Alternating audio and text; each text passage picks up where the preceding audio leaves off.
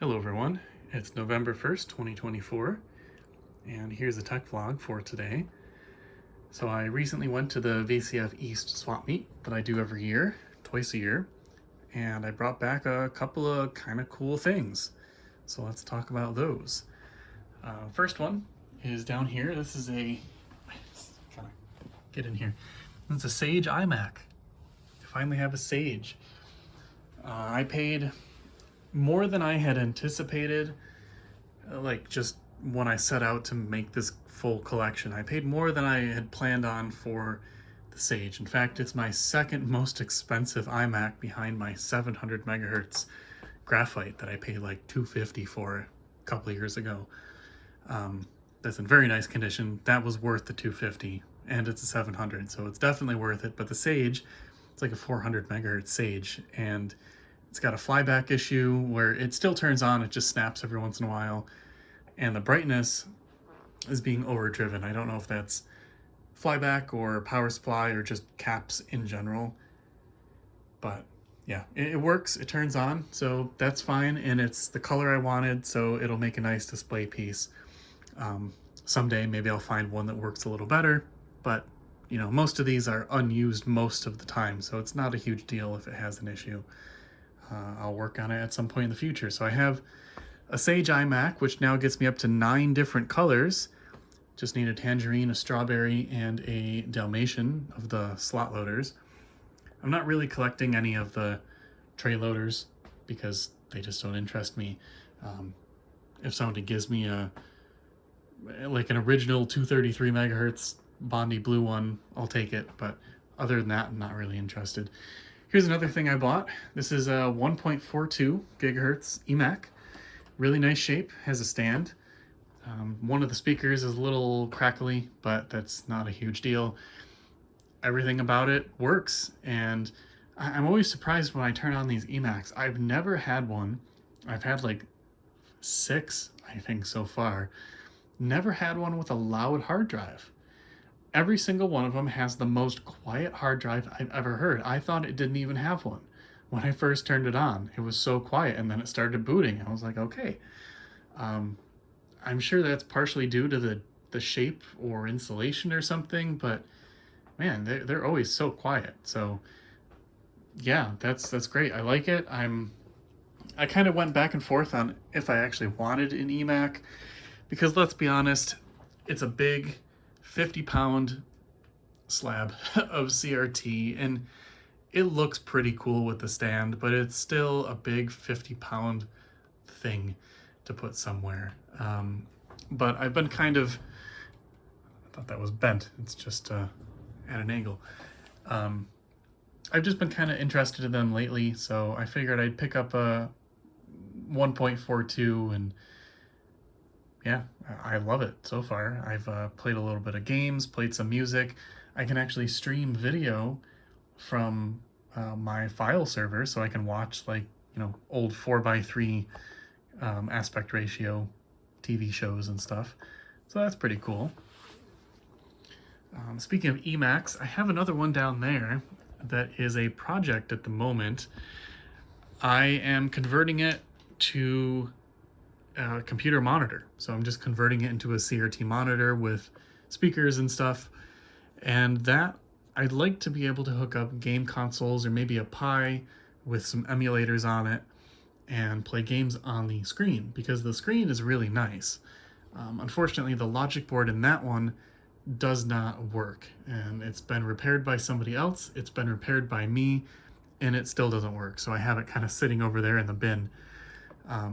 So I've taken all that out, and it's just, well, taken out the assembly, the thing with the board, the hard drive, the optical drive, and I just have a Pi in there with a VGA cable sticking out, and I can use it as a monitor, which is really cool. There's somebody online who's done the project. They made it, made some code and some Python scripts and stuff for the Pi, and you just follow the instructions, and then you have a monitor. So that's pretty cool. At some point, once I figure out what adapters I need, I want to put like a game console in there, and then that'll be a nice CRT for playing games on, perhaps. So we'll see what happens with that. Also, the bench is quite a mess because I was also working on my 7300 over there, the PC compatible one. I bought a 350 megahertz G3 upgrade card for that machine, for PCI Power Max, and unfortunately I think it's dead because I've tried everything that I could think of. I followed all the instructions, I installed the software, installed the firmware updates. Nothing, just no chime when the processor's in there. So I don't know what else to do. I think it's just bad, and that sucks because I paid $60 for it. But yeah, that's another thing to look at.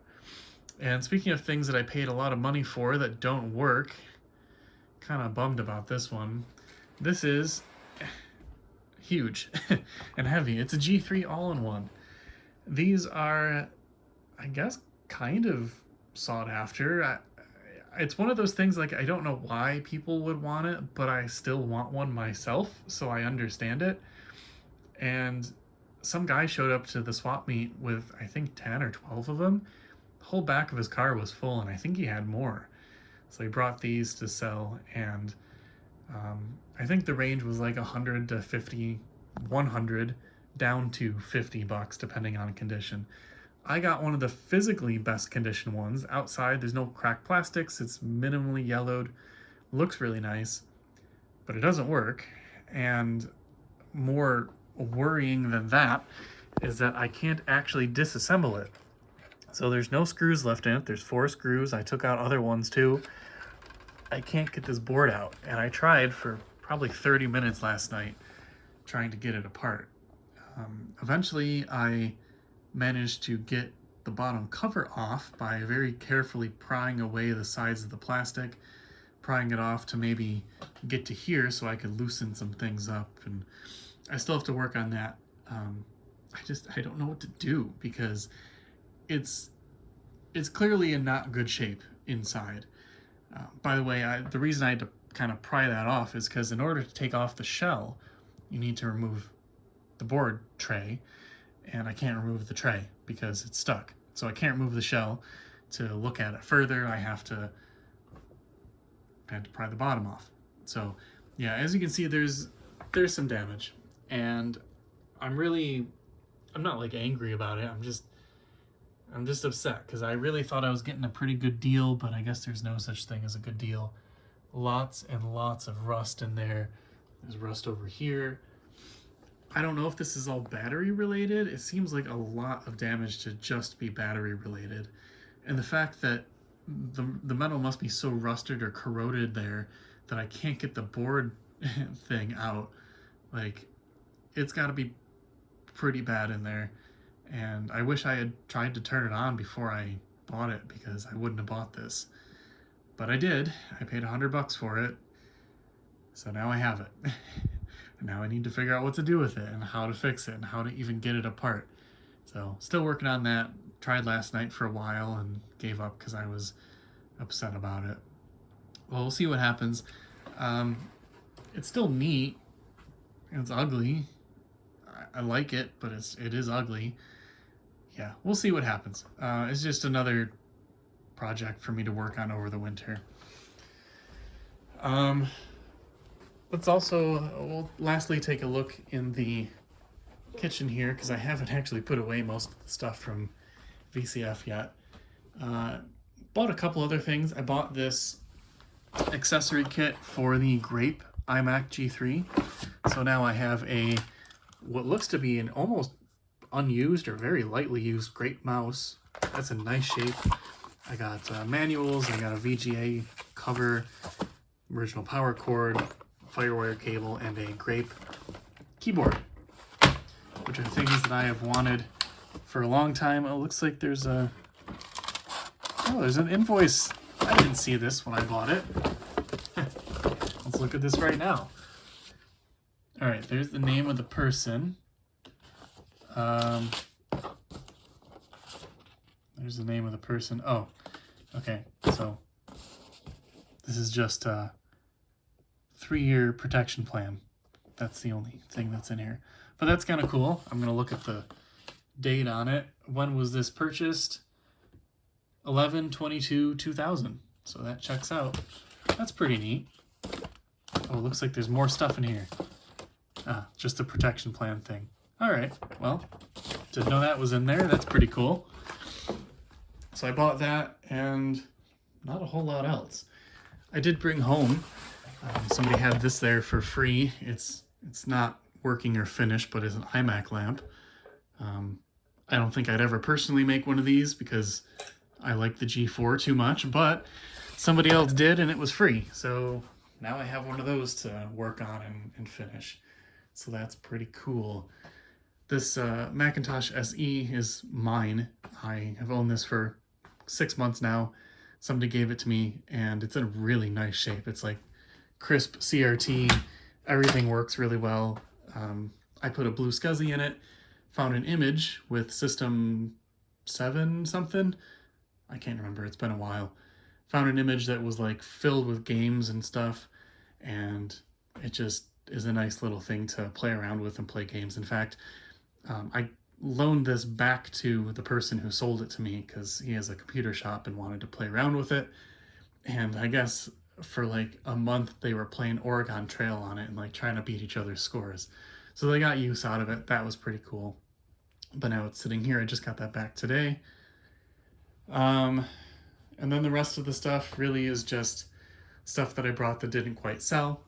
Not a whole lot though. I made out really well this year for VCF. Not counting the money that I spent, which was like $425. A lot more than I thought I would. I think I made a total of $550, something like that. Maybe a little more than that. Maybe about $6. Because I ended up with